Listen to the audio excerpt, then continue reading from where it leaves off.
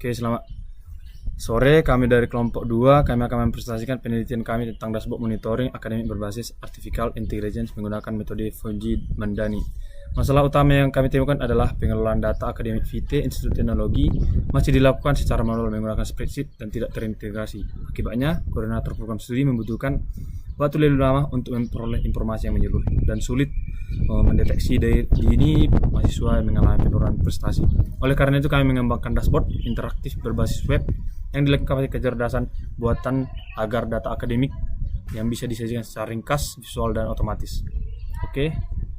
Lalu dataset yang kami gunakan itu mencakup Akademi 834 mahasiswa aktif dari 3 program studi VT yaitu Sistem Informasi, Teknik Elektro dan Informatika dari angkatan 2019 hingga 2024. Setiap mahasiswa memiliki 12 atribut memulai dari entitas, lalu atribut status akademik hingga rekam jejak IP dan IPS selama 4 semester. Rata-rata IPK keseluruhan mahasiswa adalah 3,07 dengan standar deviasi 0,37. Sebanyak 58,7% mahasiswa memiliki IPK di atas 3,0, namun ada juga yang 6,5% mahasiswa dengan IPK 2,5 yang memerlukan perhatian khusus. Lalu ada data processing.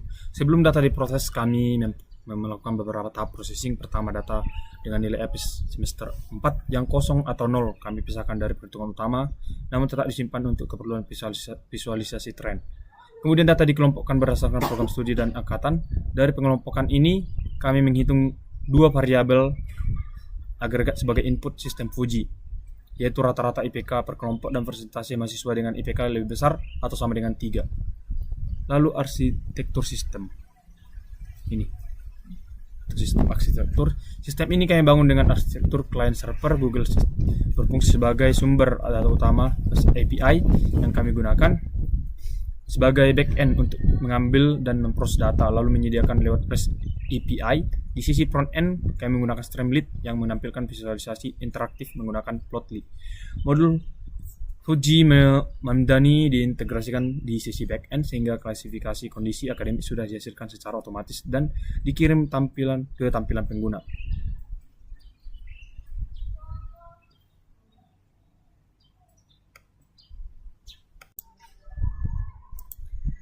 Selamat sore Pak, perkenalkan saya Gita Febina Brobangun dengan NIM 13S24. Saya dari kelompok 2, yaitu ingin mempresentasikan hasil proyek kami, yaitu membuat dashboard monitoring akademik VT.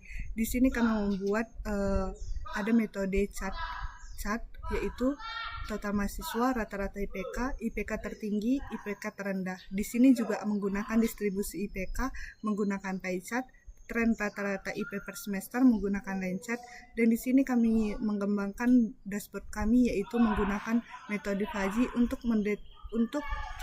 mendeteksi bagaimana IPK pada saat itu.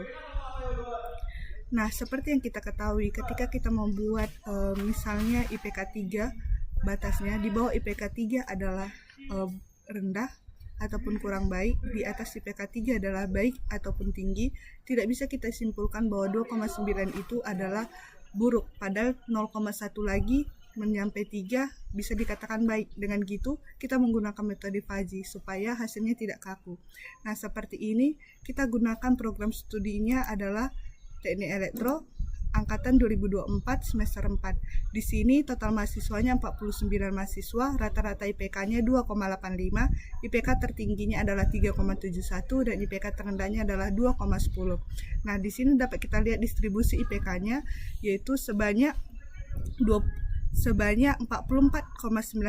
memiliki IPK di antara 2,5 sampai 3, sebanyak 30,6% memiliki IPK 3 sampai 3,5, sebanyak 20,4% memiliki IPK 2 sampai 2,5 dan 4,08% memiliki IPK 3,5 sampai 4.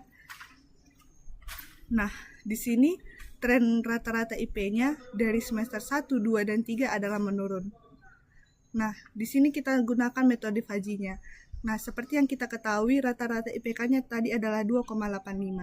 Metode Fuji memiliki grafik di mana di sini kami memiliki 4 variabel, yaitu resiko, perlu perhatian, baik dan sangat baik. Di mana resiko adalah garis merah, perhatian adalah garis orange baik adalah garis biru dan hijau adalah sangat baik. Nah, tadi katanya IPK-nya adalah 2,85. Kita lihat sini 2,85 adalah sini di titik ini, yaitu garisnya ada sebagian persen. Kira-kira 0,26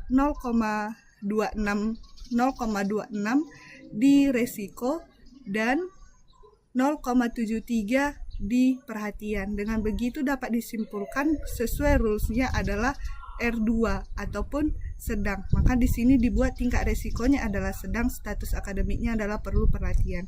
Nah, analisisnya adalah IPK dengan rata-rata 2,85 dengan 35% populasi berada di zona aman, yaitu memiliki di rules Haji Mandaninya R3, yaitu jika IPK sedang dan presentase rendah maka perhatian. Dengan begitu status akademiknya adalah perlu perhatian.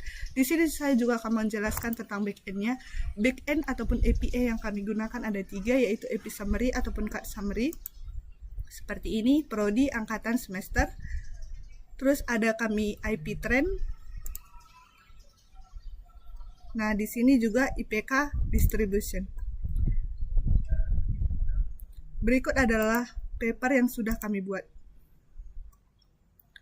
Seperti risetnya, ini adalah fungsi keanggotaan variabel input IPK. Nah, di sini dibuat rendah itu di 0 sampai 3, sedang itu di 2,5 sampai 3,5 dan tinggi itu di 3 sampai 4. Nah, untuk keanggotaan variabel input IPK-nya ketika dia rendah, persentasenya ada di 0 sampai 60 ataupun persentase IPK di atas 3 ada di 0 sampai 60, sedangnya di 40 sampai 70 dan tingginya di 40 sampai 100.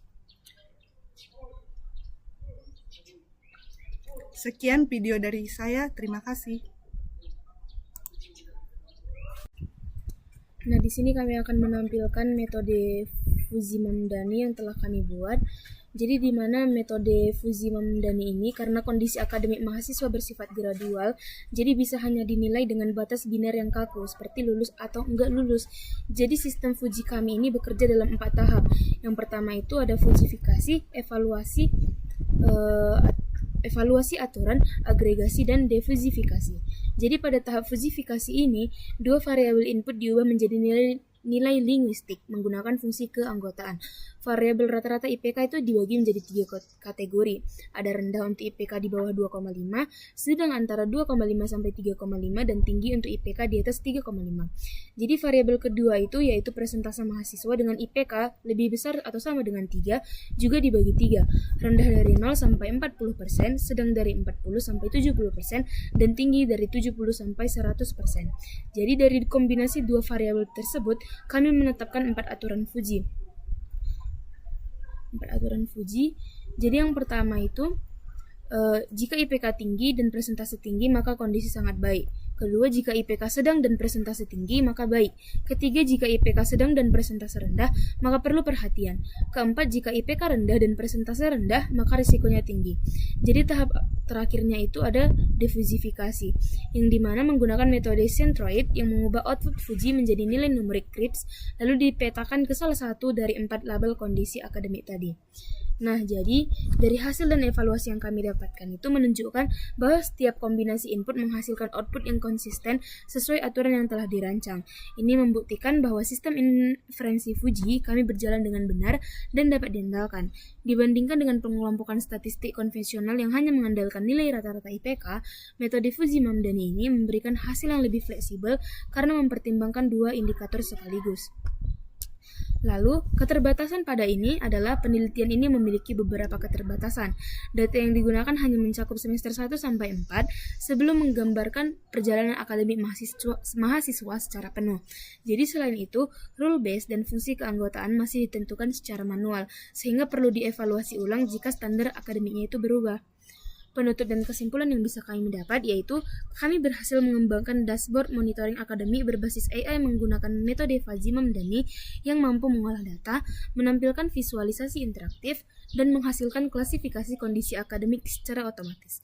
Kedepannya, sistem ini dapat dikembangkan dengan menambahkan data akademik yang lebih lengkap dan mengintegrasikan metode machine learning untuk memprediksi risiko akademik mahasiswa secara lebih proaktif. Demikian presentasi dari kami. Terima kasih.